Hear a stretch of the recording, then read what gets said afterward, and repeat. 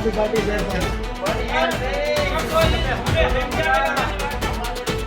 ગુજરાતમાં અવારનવાર સરકારી પરીક્ષાઓમાં છબરડાના સમાચાર સામે આવતા હોય છે અને ફરી એકવાર આવા જ સમાચાર સામે આવ્યા છે। સાવરકુંડલાની કાણકિયા કોલેજમાં જુનિયર ક્લાર્ક વર્ગ 3ની ભરતી પ્રક્રિયાની પરીક્ષા લેવામાં આવી રહી હતી। એ દરમિયાન તેમાં ગેરરીતિ થયા હોવાના આરોપો લગાવવામાં આવી રહ્યા છે અને આ સમગ્ર ઘટના બાદ કોલેજમાં હોબાળો થયો હતો અને વિદ્યાર્થીઓ દ્વારા પણ ગંભીર આક્ષેપો લગાવવામાં આવ્યા હતા।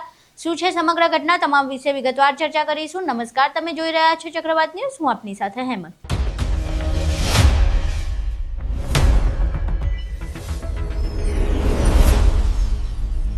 સાવરકુંડલાની કાણકિયા કોલેજમાં જુનિયર ક્લાર્ક વર્ગ 3ની પરીક્ષા લેવામાં આવી હતી। ગૌણ સેવા પસંદગી મંડળના નિયમો અનુસાર આ પરીક્ષા લેવામાં આવી હતી, પરંતુ આ પરીક્ષા દરમિયાન છબરડો થયા હોવાના વિદ્યાર્થી અને તેમના વાલીઓના આરોપો છે।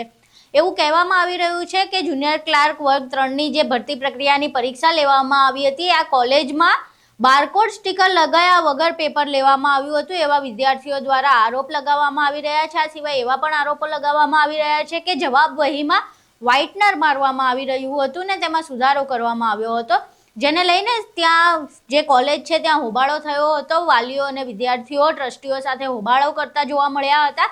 પહેલા એ હોબાળાના દ્રશ્યો જોઈએ। ચોક્કસ લોકોને લેવામાં આવ્યા છે।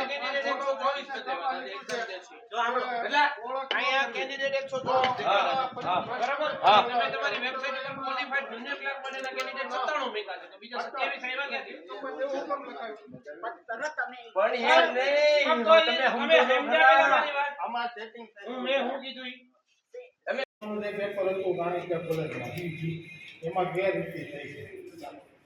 તમને પહેલો મુદ્દો મારો ખાતાવી છે કે એમાં બારકોડ સ્ટીકર હોવું જોઈએ, એ નથી।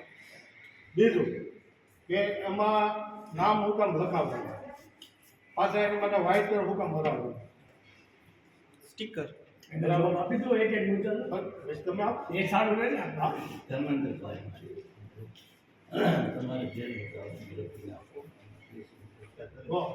તમારે વાત સાંભળો, જે વસ્તુ ગેરરીતિ થઈ છે સ્વીકારી લો। ગેરરીતિ શબ્દ મહેરબાની કરીને નહીં વાપરો, અમે એ શરત ચૂકવી શરત ચૂકવી પરીક્ષા ફરી વખત લ્યો ફરી પરીક્ષા ફરી વખત લ્યો, શરત ચૂક કહેતા હો શરત ચૂક કરે ગેરરીતિ। તમારા પુત્ર બેઠા છે, મારા પુત્રનું જોવો, બધાયનું જોવો, જેનું મેરિટમાં નામ આવે એને લેવાનો છે। એમાં હું કોઈ ભલામણ કરવા માંગતો નથી, હું નીતિ નિયમ બરાબર છે, સંતાનો હોય એટલે આવા આક્ષેપ હું વાલી તરીકે આક્ષેપ નથી કરતો, હું ફરિયાદ કરું છું। તમે એમ કહો છો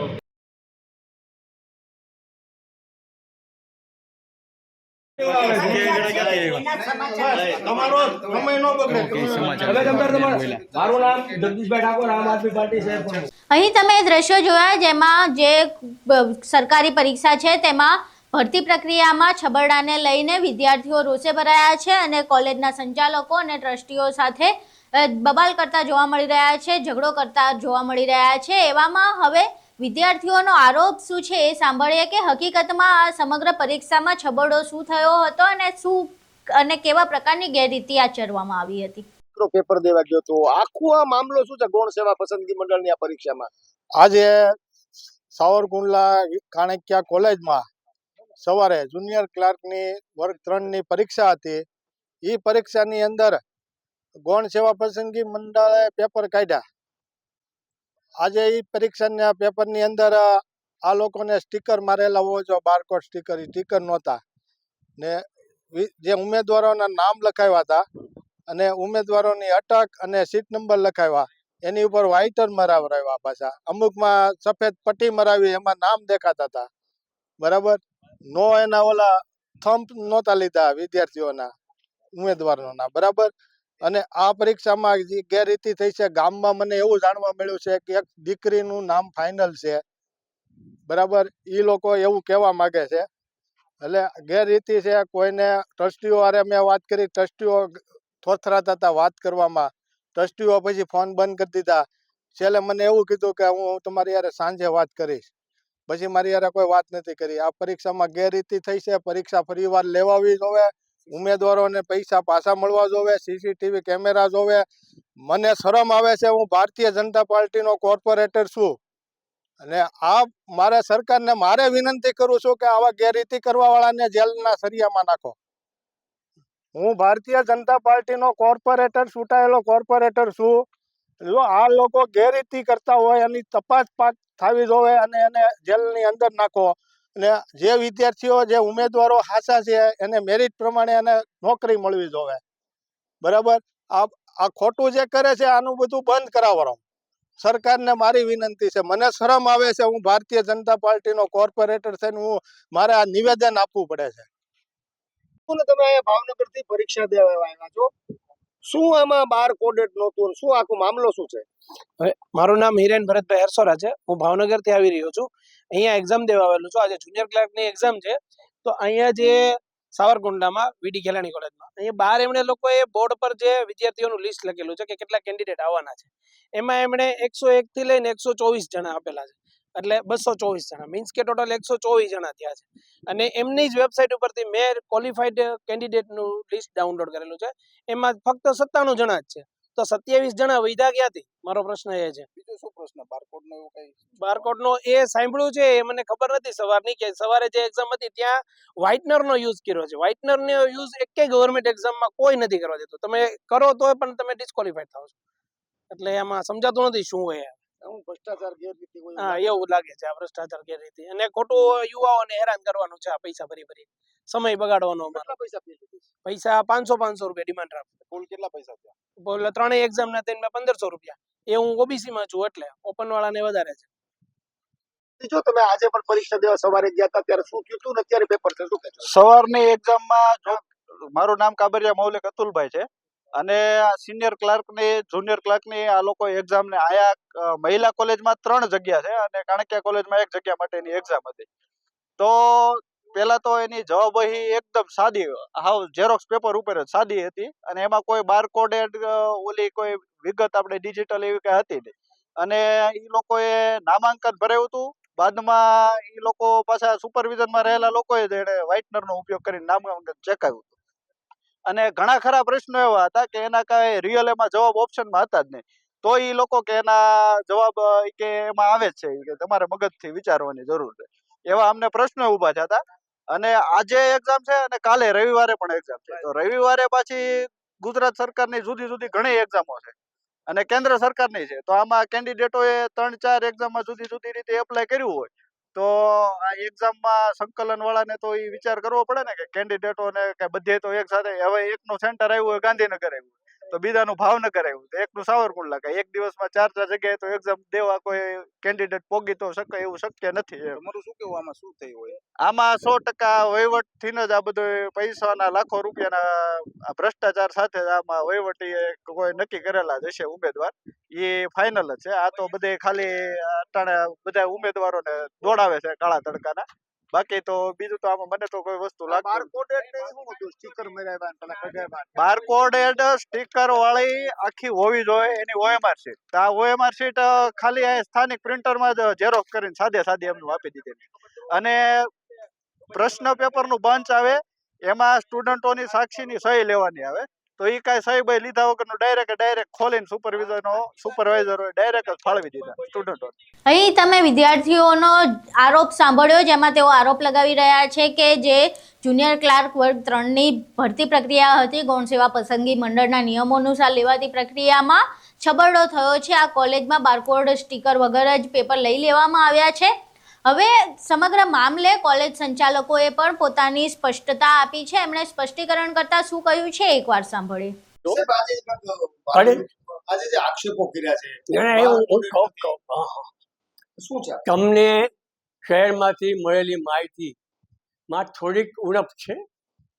શ્રી લલુભાઈ શેઠ સંચાલિત આ શાળા કોલેજો જ્યારે કોઈ પણ કાર્ય જાહેર ક્ષેત્રનું કરે છે ત્યારે નીતિમત્તાના ધોરણોનો ખ્યાલ રાખે છે, પ્રમાણિકતાનો ખ્યાલ રાખે છે. નોકરી માટે જે ઇન્ટરવ્યૂ માટે બોલાવવામાં આવ્યા, કુલ અહીંયા 124 વિદ્યાર્થીઓ હતા કેન્ડિડેટ. એમાંથી 30 હતા પેલા કયું કેન્દ્ર કહેવાય એના, અને અમારી પાસે આવેલી એપ્લિકેશન હતી. એમાંથી 97 આજે ઓન લિસ્ટ છે. અને હાજર કેટલા થયા આપણા? આજે એટલા જ નહીં, એમણે પરીક્ષા આપી, પરીક્ષા પત્ર અમારી પેપર સુધી પહોંચ્યું ત્યાં સુધી ટ્રસ્ટી મંડળનો રોલ દૂર હતો. ટ્રસ્ટી મંડળને જ્યારે પેપર્સ ખોલીને બતાવવામાં આવ્યા ત્યારે પરીક્ષાનો ટાઈમ થઈ ગયો હતો. 10:50 બે સેન્ટર ઉપર પ્રશ્નપત્રોની સીલ બંધ ફાઇલ પહોંચાડી દેવામાં આવી હતી. પહેલી વહેલી શરત ચૂકનું ધ્યાન અમને બહારથી મળ્યું ને અમારું આવ્યું કે અમે નામ લખવાનું માગી રહ્યા છીએ. આ શરત ચૂક થઈ ગઈ, પણ જો પરીક્ષાનો સમય સરકારશ્રીને જાહેર કર્યા પ્રમાણે અમે ન લઈએ તો આ પરીક્ષા રદ થાય. 300 જેટલા વિદ્યાર્થીઓ આજ પરીક્ષા દેવા આવ્યો હોય, કોઈ દૂરથી આવ્યો હોય, કોઈ નજીકથી, એવરેજ 1000 રૂપિયાનો એમના ખર્ચ ગણો તો એ કેટલું બધું થાય. એટલે અમે પરીક્ષા શરૂ રાખી. પછી જેવું અમને ધ્યાન આવ્યું એવો અમે પ્રયત્ન કર્યો કે ઇરેઝર મારીએ. એ અમારી શરત ચૂક સુધારવાનો આશય હતો, એમાં કશું છુપાવાની વાત નહોતી. વળી ગામમાંથી તમારી પાસે એક એવો આક્ષેપ આવ્યો છે કે એક દીકરીને રાખી લેવાનું ફિક્સ છે. જો એ હોય એવું કોઈ અમે વિચારી રાખ્યું હોય, અમે કાંઈક કર્યું હોય તો ટ્રસ્ટી મંડળમાંથી મુકુંદભાઈ નાગરેચા બીજે દિવસે ખસી જશે. બરાબર,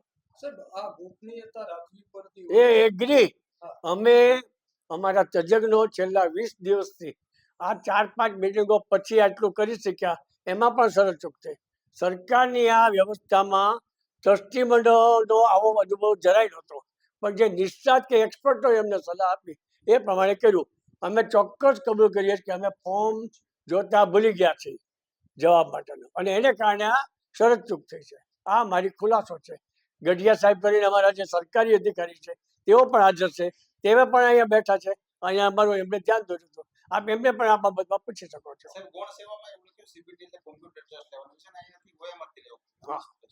OMR ને એટલે અમારે OMR ની ફેસિલિટી, આપણી પાસે સ્કેનર નથી. સ્કેનર લેવા જાય તો એ 50-60 હજારનો.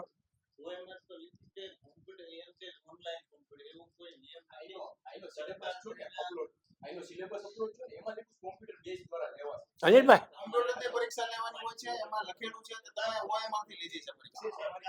પણ એ તો અમે પછી આ વિકલ્પ સ્વીકાર્યો. એમાં 2 વિકલ્પો હતા ને. વિદ્યાર્થીઓ જ્યારે અહીંયા આવ્યા ત્યારે એની હોલ ટિકિટ તપાસીને એન્ટ્રી આપવામાં આવી હતી. બરાબર, પછી એના નંબરો ને નામ વેરીફાઈ કરવામાં આવ્યા હતા. ત્યાર પછી એમને પ્રશ્નપત્ર આપવામાં આવ્યું. બાયોમેટ્રિક નથી કબૂલ. એ હોવી જોઈએ અને એમાં વિકલ્પ છે, ન હોય તો ચાલે એવું છે. બરાબર, જો બીજું આપણે અહીં તમે તમામ દ્રશ્યો જોયા જેમાં વિદ્યાર્થીઓ આરોપ લગાવી રહ્યા છે કે ભરતી પ્રક્રિયામાં છબરડો થયો છે. આ સિવાય જે સંચાલકો છે એમની સાથે જે હોબાળો થઈ રહ્યો છે એ દ્રશ્યો પણ જોયા. તેવામાં હવે પ્રશ્ન થઈ રહ્યો છે કે ખરેખર હકીકત શું હતી? શું જુનિયર ક્લાર્ક વર્ગ 3ની ભરતી પ્રક્રિયામાં આવો કોઈ છબરડો થયો છે? તો આ મામલે કાર્યવાહી ક્યારે કરવામાં આવશે, તપાસ ક્યારે કરવામાં આવશે, અને જો તપાસ થાય છે ને જો કોઈ ખામી સર્જાય છે તો પછી આગળ શું નિર્ણય લેવામાં આવશે? તમામ જે સવાલો છે આ ચર્ચામાં છે. વિડીયો જોયા બાદ તમારું આ સમગ્ર મામલે શું માનવું છે? તમારા મંતવ્યો અમને કોમેન્ટ બોક્સમાં જરૂર જણાવજો. વિડીયો પસંદ આવ્યો હોય તો વિડીયોને લાઇક કરજો, શેર કરજો અને ચેનલને સબસ્ક્રાઇબ કરવાનું ભૂલશો નહીં. નમસ્કાર.